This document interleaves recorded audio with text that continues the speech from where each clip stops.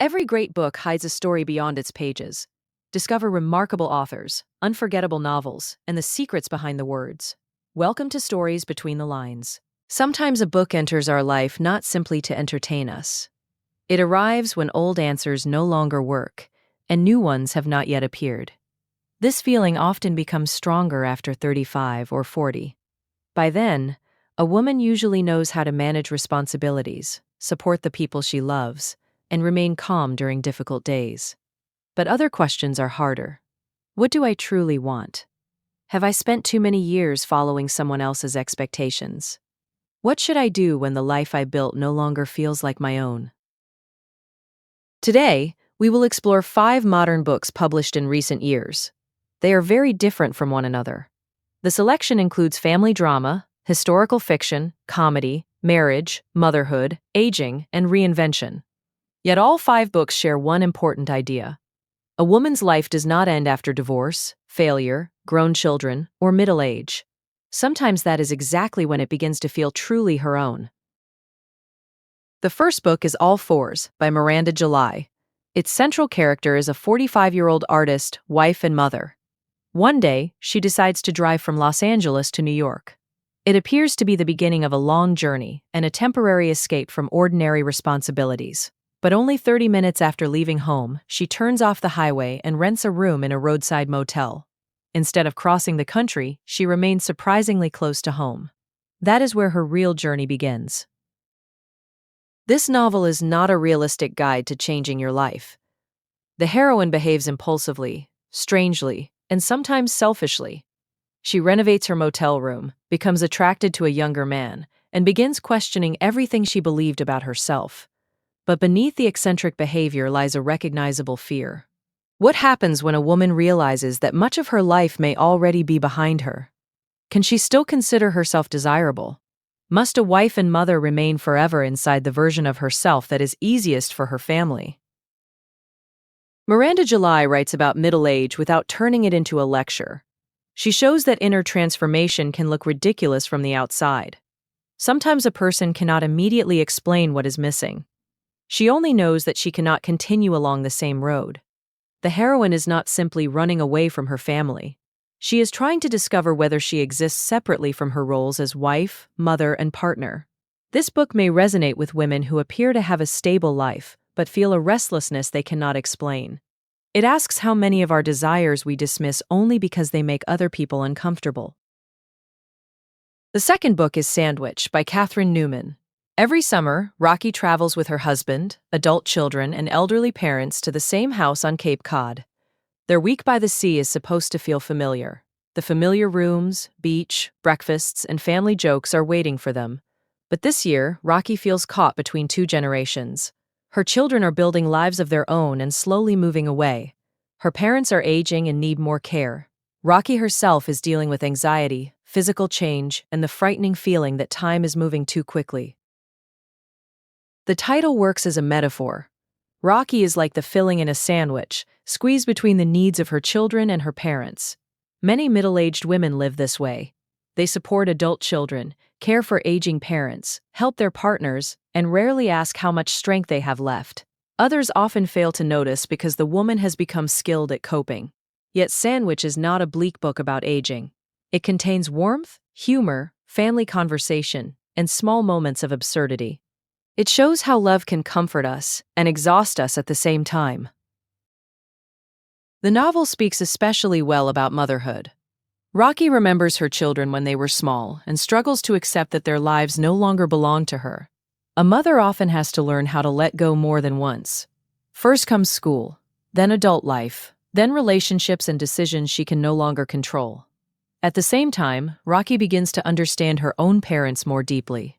She realizes that one day her children may worry about her in the same way she now worries about her mother and father. This book is especially meaningful for women who feel responsible for everyone in the family. It reminds us that exhaustion does not make a person ungrateful. Irritation does not cancel love. Sometimes a family survives not because everyone lives in perfect harmony, but because they can sit at the same table again after a difficult conversation. The third book is The Wedding People by Alison Espach. Phoebe arrives at an expensive hotel in Newport where a large wedding celebration is about to begin. She is the only guest who has nothing to do with the wedding. She is wearing a beautiful dress, but she has not come to celebrate. After the end of her marriage, professional disappointments, and years of unsuccessful attempts to become a mother, Phoebe believes her life has reached a dead end.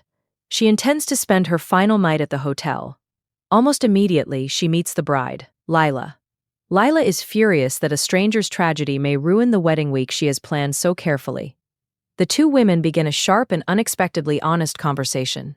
Gradually, Phoebe becomes involved in the celebration. She meets the guests and discovers loneliness and fear beneath the elegant clothes. This is a novel about a person who thought her story was over and accidentally entered the next chapter. Phoebe is not rescued by a perfect man or by the miraculous return of an old dream. She is brought back to life through contact with other people. A conversation at a table. An awkward friendship. The chance to say honestly what she feels. Sometimes change begins not with a grand decision, but with the unexpected experience of being heard. The book also challenges the idea of a wedding as a guaranteed happy ending. For some characters, marriage represents hope. For others, it is a compromise or a way to hide from uncertainty. The novel shows that no partner can completely remove another person's emptiness. Phoebe has spent years judging herself by what she failed to achieve. She did not save her marriage. She did not become a mother. She did not build the career she once imagined. Many women quietly create a similar list of personal failures. But they forget to ask whether those old goals still belong to the person they have become. This book may speak to anyone who has experienced divorce, loss, disappointment, or a future that is no longer possible. It does not demand that a woman immediately begin a completely new life. Instead, it speaks about the right to remain for one more day and see what happens next. The fourth book is The Husbands by Gramazio. Lauren returns home one evening and finds an unfamiliar man in her apartment. He behaves as though they have been married for years. Their home contains photographs of them together, and her friends accept him as her husband. Soon, the man climbs into the attic and disappears. A few moments later, a different husband comes down. Each new man brings a completely different version of Lauren's life. The comic idea gradually becomes an accurate exploration of modern choice. Lauren begins judging her endless possible partners like profiles on a dating app. This one is boring. That one is too confident. One is attractive but annoys her friends. Another is kind, but their life together does not seem exciting enough. Whenever a husband does not feel right, she can send him into the attic and receive another. The problem is that unlimited choice does not create freedom. It makes every decision feel temporary. The moment a relationship becomes uncomfortable, the possibility of a better option appears. Perhaps the next marriage will be more exciting and demand less effort. But no one can build real intimacy while comparing a living partner with an imaginary perfect alternative. The book asks another fascinating question. Do we choose only a partner, or also the version of ourselves that exists beside that person? With one husband, Lauren is wealthy. With another, she becomes more domestic. With a third, she has different friends, habits, and plans. Every relationship changes her identity. Gradually, Lauren must decide not only which man she wants to keep, but also which woman she wants to be. The Husbands is light and witty, but its fantastic story hides a serious theme. Modern culture often tells us that the correct choice should remove doubt, boredom, and difficulty. But there are no perfect relationships without irritation, fear, uncertainty, or routine. True closeness begins when a person stops constantly checking the nearest exit. The fifth book is The Women by Kristen Hanna. This story takes place during the Vietnam War, but its central question remains deeply relevant. Who is allowed to be remembered as a hero? Whose courage does society prefer to ignore? Frances McGrath, known as Frankie, grows up in a wealthy and conservative family. She has been taught that men perform important deeds while women support them and create respectable homes. When her brother leaves for Vietnam, Frankie learns that women can serve there as military nurses. She makes a decision no one expects. She volunteers. Once she arrives, her romantic ideas about service disappear. Frankie faces terrible injuries, death, fear, and responsibility for which no training could fully prepare her. She learns to act in chaos and becomes stronger than she imagined. But the hardest part begins after she returns home. In America, people tell her that women were not really in Vietnam. Her experience is denied. Her pain is dismissed. Her family would rather remain silent about her service. The story reaches beyond one war. Many women know what it means to do difficult work or hold a family together, only to be told later that nothing remarkable happened. Women's work often becomes invisible because everyone has grown accustomed to depending on it. Kristen Hanna also shows that strength does not mean being invulnerable. Frankie experiences trauma, addiction, loss, and destructive relationships. She does not always make the right decisions, but her mistakes do not erase her courage.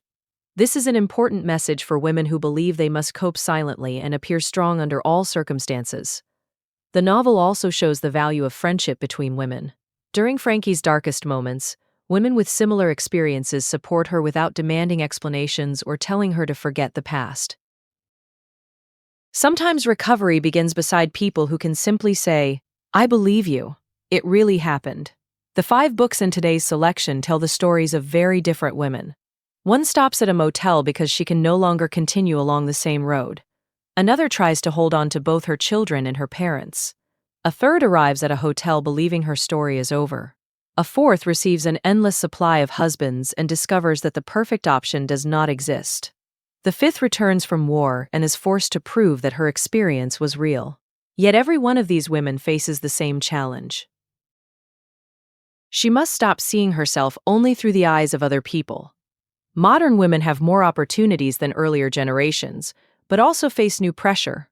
A woman is expected to be independent, attractive, successful, caring, emotionally mature, and somehow avoid losing herself. No one can meet all these expectations perfectly.